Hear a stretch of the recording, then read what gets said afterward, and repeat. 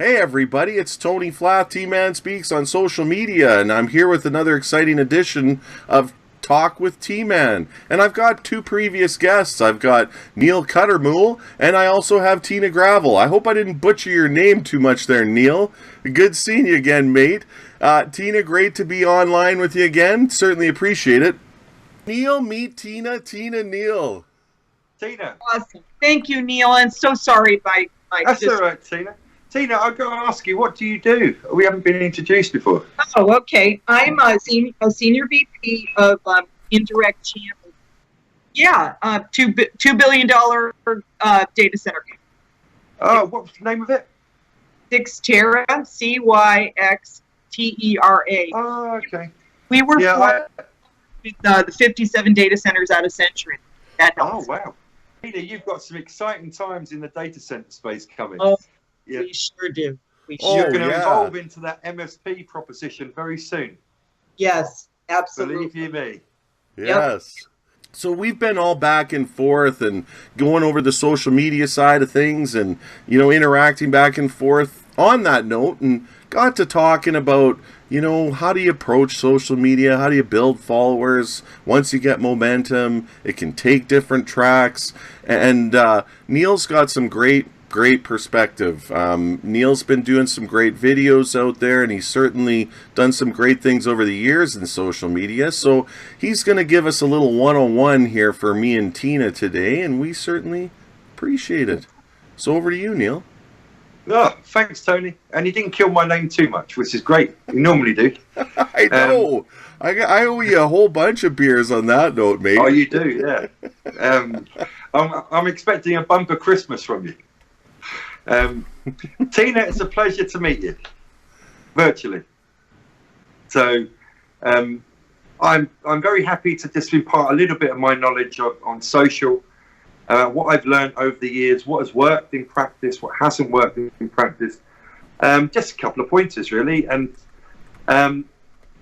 so where do I start? So let's do a scenario. Okay, I'm going to pick on you, Tony. Sure. I deserve it. You okay with that? Tony, tell me. I want you to not be T-Man Speaks, Tony Flath. I want you to be somebody else. Pick a character, your most favourite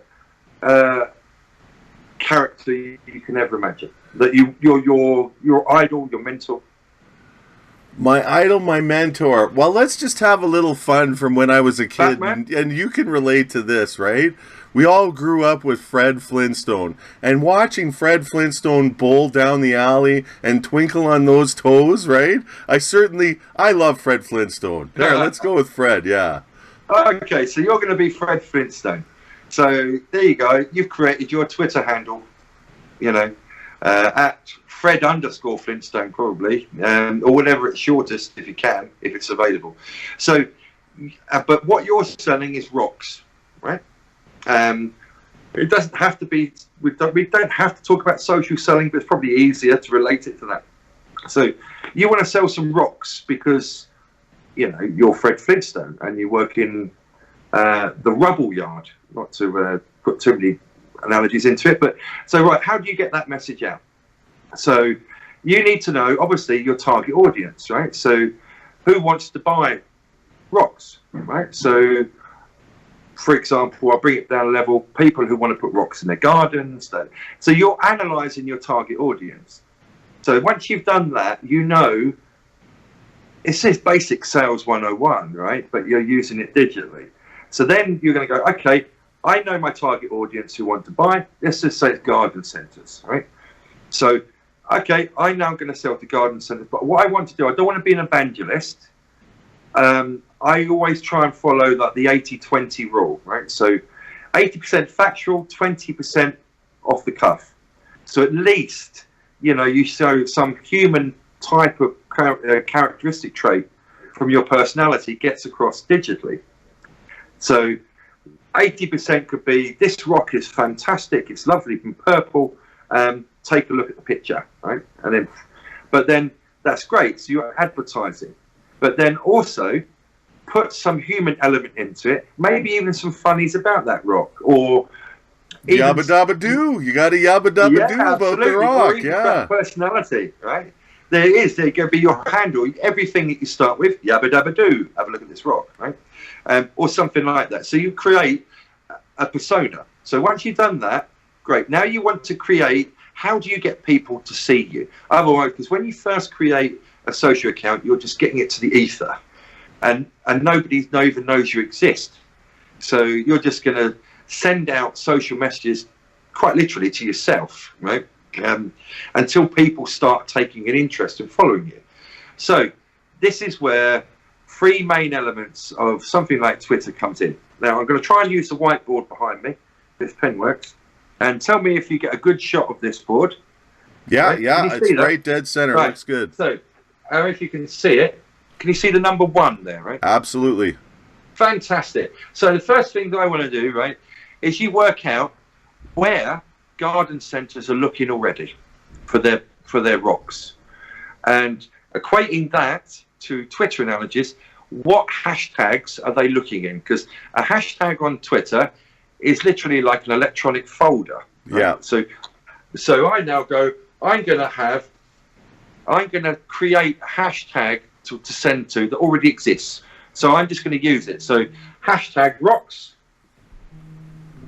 Now, that could be interpreted into a lot of other things, obviously, right? So it's not all going to be about rocks. The digital tweets in there is going to be probably rock concerts and everything else. So then I add another hashtag.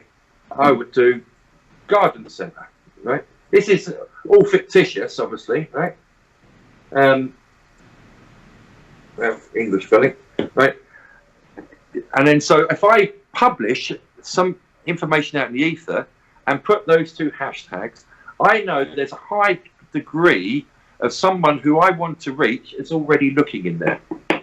Now you can add on and add on and add on. So now you'll start populating your data and your message into the appropriate folders where you're hoping somebody will find it. Now, eventually, you need to be consistent over the time, though, but eventually people pick this up. And once they start picking up... Yeah. Yeah. It's how I first had really good advice from a young social media marketing, she was really certainly focused, knew what to say and do in that regard. She got me on first hashtag big data and then cloud and then more focus. I looked at influencers and started trending along or following along. And it is putting those hashtags around things that are happening. So if you know that it's, every day there's Thursday thoughts, there's Wednesday thoughts, and then you add in your hashtags like the rocks and the garden center, you certainly are going to build that out. That's certainly great advice.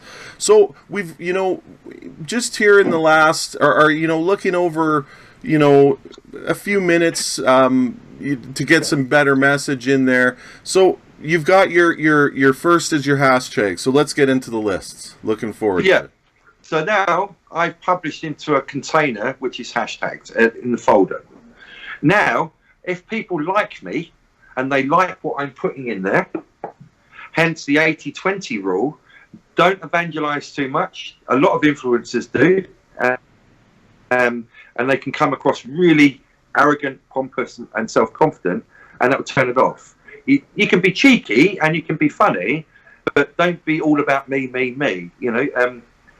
Show that human personality. Once people start to see that, they will then put you on a list. Now, they will create a list of their favourite people on social that are publishing stuff that's interesting. So once you can start getting onto lists, then you get even more notice. So you think, now I've published something in a folder. Now that folder is now picked up by somebody else and said, oh, I like what that guy is saying. I'm going to create my own list. So every time he says something, it goes on the my own rock list of people who rock. Pardon the pun, right? Yeah, for sure. So then you've got your Twitter list. So then the more lists that you get on, other people will see their lists, and it's like this chain event. So I don't know how many lists I'm on at the moment, but I started off quite a few years ago with Cloud. Yeah, Cloud is, and now I'm on about over 1,000+ lists of people's Cloud lists. Right? So So I'm quite well known there. And then I changed and added in another hashtag, big data, another hashtag, IoT. And before you know it, the list just migrated, right? And I dread to think how many lists I'm on now, but and then you do it automatically, and it just carries on.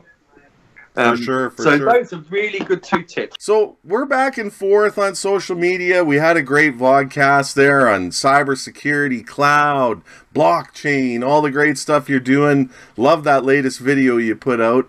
So, you know, we got to talking about social media, and, you know, I certainly gave the story on, you know, how I've been building followers and more focused and everything else like that. And you've had some great tips and you know, certainly some great ideas there to you know, really capture your time on there effectively and have some focus with it. Well, you know, over the many years I've been utilizing social media, and it's really, what do you want to get out of it? You know, is it for fame and notoriety? You want to be able to preach to people and look as an authority. The thing is about, I was going to save it till later, is if you want to be an influencer, you've got to keep reinventing yourself, right? Yeah. Otherwise it gets stale very, very quickly, right?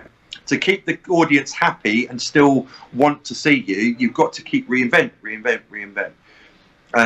So that's why, some of the reasons why I create little promo videos with, you know, little funny ones or this, and I pretend that I'm self-publicising, but I'm actually poking fun at IT, really, you know, and it just creates a little bit different, an alternative look at it, and everyone likes it, you know. It's and I like to put humour into it. Okay, thank you. Thanks so much. All right, Tony. Appreciate it. Pleasure to meet you. Cheers. Thanks.